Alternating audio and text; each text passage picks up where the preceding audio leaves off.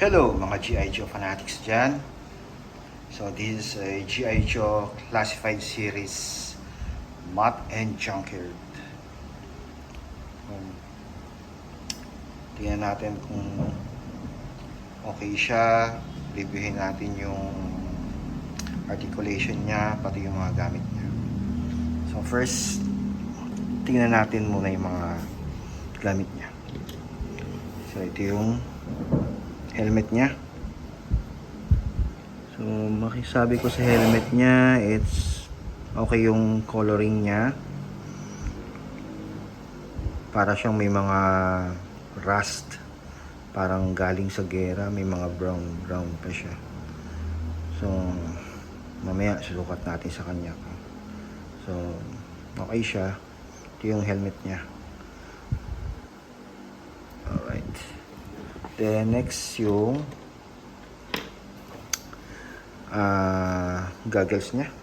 Ito yung goggles niya. Natin. So yung goggles niya.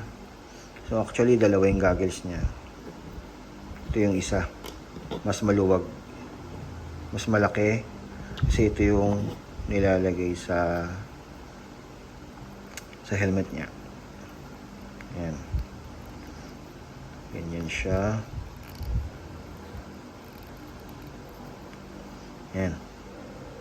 Yung katulad dun sa printed niya na nung nasa box. So ganun siya. Yan. So dito siya. Ito yung nilalagay sa mukha niya. Kasi mas maliit siya. Then susunod itong 45 niya, yung baril niya. So maganda rin siya. So hindi siya yung puro itim, hindi rin siya yung puro green. So binigyan siya ng ibang color dito sa taas. So nilagyan siya ng green. So mas, sa tingin ko mas okay siya. Mas okay siya. Ito yung baril niya, yung isang rifle, isang baril niya. Then ito yung, hindi ko alam kung M16 to. M16 rifle. M16 rifle. Ayan. Kita ba? So ito yung M16 rifle niya. Ang ano ko lang dito is ito, parang masyado siyang maluwag. Madali siyang mahulog. Hindi katulad ng ibang mga baril na mas mahigpit. So ito lang yung medyo maluwag siya. So yun, baka mahulog, malaglag. Ito lang, yun lang ang nakikita akong problema rito sa M16 rifle niya. Or tama ba, M16 rifle nga ba to? So maganda rin naman yung coloration. So binigyan dito, nilagyan ng green. Katulad dito. Ayan. Ito yung rifle niya. Then ito yung baton, pamalo. Nakita na rin natin to kay Shockwave. So meron din ganito si Shockwave. Ito yung baton niya. Then meron siyang knife. Ganda rin ng pagkakulay. So black yung handle, then silver yung pinakatalim. So, then punta tayo sa mga ito pa isang gamit niya. Ito yung parang face mask niya. Yan, yung face mask niya. Yan, pagka suot niya to, bagay na bagay sa kanya to. Ito yung face mask niya. So mamaya tingnan natin to, susukat natin sa kanya yan. Then ito yung si Matte and Junkyard o si Matte. Marami siyang mga kasamang mga exchangeable hands. So napapalitan yung mga kamay niya. Hindi katulad ng mga ibang classified series na G.I. Joe. Hindi, yung iba, yun lang yung kamay nila, hindi napapalitan. So ito yung, siyempre dahil sa dog trainer siya o canine trainer siya, marami siyang kamay, marami siyang sign, mga language, mga sign para sa pagtitrain sa kay Junkyard. So ito yung isa niyang parang pagturo o one. Ito yung isa niyang kamay. So ito nakalagay ito sa kanan niya. Yes, sa kanan niya ito nakalagay. Then ito yung susunod. Ito yung parang come here ba? O pangtawag, hindi ko alam. So ito nakalagay din to sa kanan niya. So sa kanan niya nakalagay. Ito yung isang kamay niya parang pangturo or parang come in din. So mga siyempre siya dog trainer siya. So mga dog trainer dyan, comment down below kung ano yung mga siyempre hindi naman ako dog trainer. So ito yung panglapit ba o pangtawag din sa kanya. Then ito nakalagay ito sa kaliwang kamay niya. So itong isa, so is plain lang na relax hand lang siya. So ito nakalagay din to sa kaliwa niya. Then sunod, ito yung hindi ko rin alam ng mga hand signal kasi ito yung so, kita niyo ba mga hand signal. So, hand signal din to. Hindi natin alam kung ano mga signal. Then ito yung fist. Ito nga pala, ito nakalagay ito sa kaliwa niya. Sa kaliwa niya nakalagay. Then ito, close fist. Close fist is nakalagay dun sa kanan niya. Close fist. Then punta tayo dun sa isang si Junkyard. So napapalitan siya ng head sculpt. So ito isang head sculpt niya. Nakita na rin natin to kay Timber na dalawa din yung head sculpt. So ito isang mabait. So mabait siya. Ito yung mabait na mukha, umaamo. Then yung susunod, ito matapang siya. Parang galit. Siyempre, ito yung aso na Rottweiler So medyo guard dog siya. So ito naman, dito tayo kay Junkyard. So si Junkyard, so may articulation siya dito. May articulation din siya dito. Ang ganda din yung harness niya. May hawakan. So, hawakan. Articulation. Dito sa paa. So marami siyang articulation. So para maganda talaga sa mga pose or habang naglalakad or pwedeng kung tumatakbo siya no motion. Then itong nga pala niya, ito madali lang siyang tanggalin Ayan. So matatanggal din to yung pinaka-collar niya. Then palitan natin isang mukha. Yan. So, mabait na siya. Yan, di ba? Mabait na siya. Pwede na lang dilaan si Matt. Oh, dali nga siya maalis. Kabit nga natin mabuti. So ito yung peg niya. Hindi lang nakabit mabuti. Yan. So yan. So ang ko lang dito sa isang angry face niya, siguro mas maganda kung ginawa ng Hasbro dito is yung yung bunganga. Kung nanganganga yung bunganga, di ba? Na kung wari may kinagat. Yun. Hindi naman siguro kailangan ng movable siya. Siguro mas maganda kung nakanganga siya, yung katulad nito. Diba? Parang mas mabangis. Diba? Na parang may kakagatin. So, yun lang yung napansin ko dito sa head sculpt. Pero siguro mas maganda kung nagagalaw. Yung katulad din sa crocodile ni Croc-Master, si Fiona. Yung nagagalaw yung ano, yung pinaka-tube. Yung pinaka-bibig niya. Dapat nagagalaw ito. Mas maganda. Diba? Mas astig. Pero anyway, maganda rin naman yung head sculpt ni Junkyard. So, Junkyard. Ayan. So, punta naman tayo kay Matt. Tingnan natin si Matt. Ayan.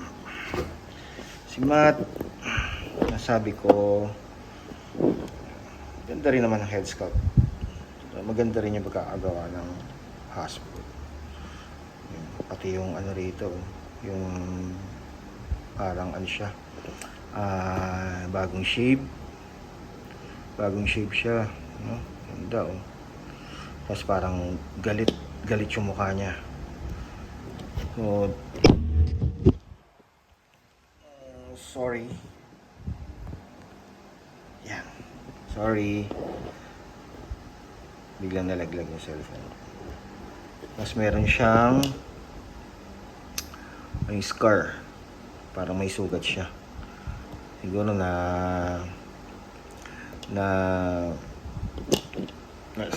ano siya ni Junkyard.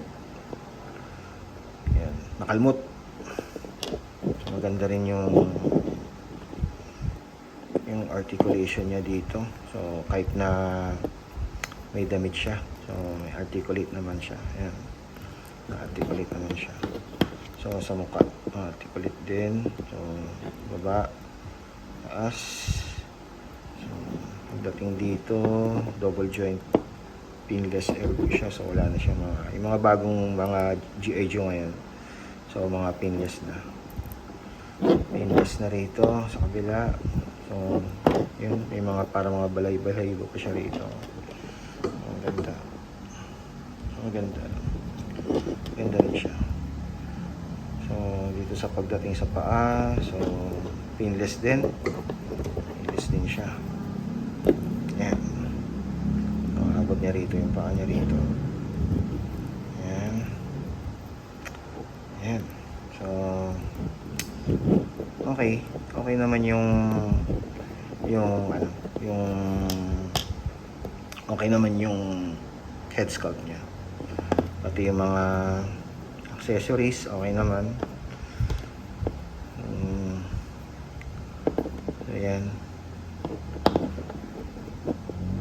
Ayan. Ayan ba ito? Baligtad. Ayan. So, subukan natin ito. Ito yung knife niya. So, sasaksak natin dyan. Yep. Ayan. Then, yung handgun niya. Handgun. Ito. Wow. This is the handgun. Ayan. Medyo maluwag din, ah. Oh, parang ang laki ng holster niya.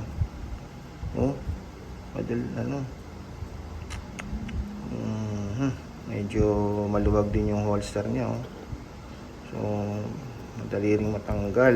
Hindi katulad ng ibang mga classified series. Masisikip. So, mas maganda kung masikip. And, ito, sumpa natin itong suot. Ito yung natin. Yun. Ganda, oh. Ito yung goggles niya. Ayan. Ayan, pag magro-rota na sila o maglalakad na sila ni Junkyard. Then, siyempre, pagka, ano to, alisin mo to. Pagka, siguro ganyan lang, pwede. Yung mga matatago. Pwede. Ayan.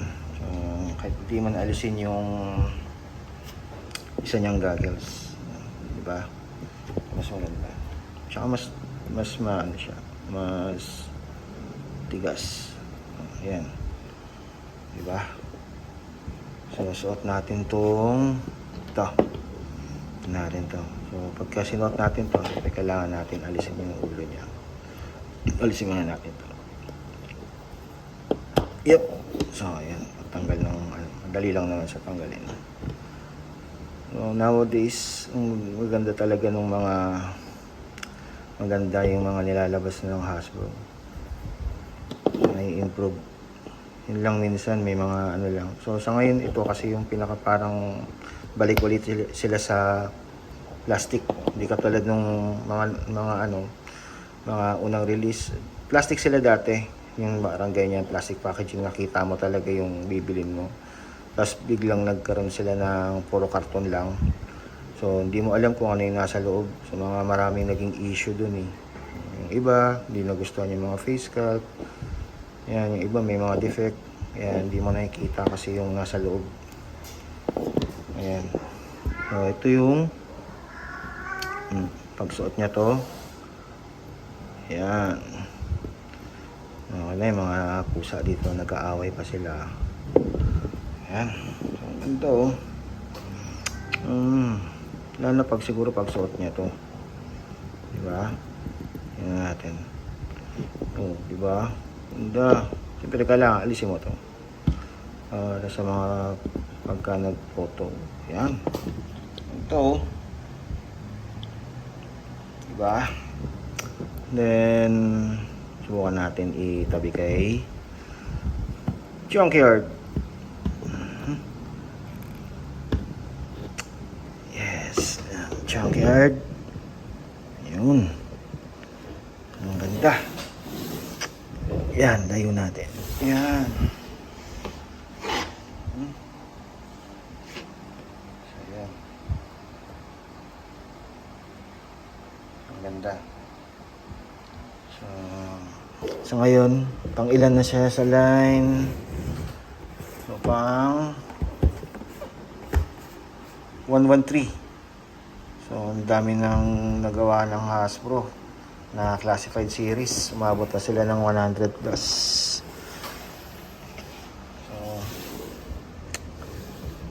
So sana yan, hintayin pa natin yung mga ibang classified series na katulad ni Law and Order. Yun, maganda rin yun. Law and Order, kasama naman niya is German Shepherd naman. Ito is Rottweiler. So, ilang aso na yung nasa classified series ngayon, kasama si Snake Eyes at saka si Timber. Sayang wala rito si Timber. Hindi ko makukumpara. Pero, mas malaki si Timber. Si Timber kasi it's wolf siya eh. So, mas malaki yung wolf kaysa sa Rottweiler. Pero, ganda rin siya. Ang ganda oh, pagka pinagsama na sila dalawa. Ayan. So, yun lang. Sa susunod uli, pagka i-review natin uli yung mga classified series. So, hanggang sa muli. Yo, Joe!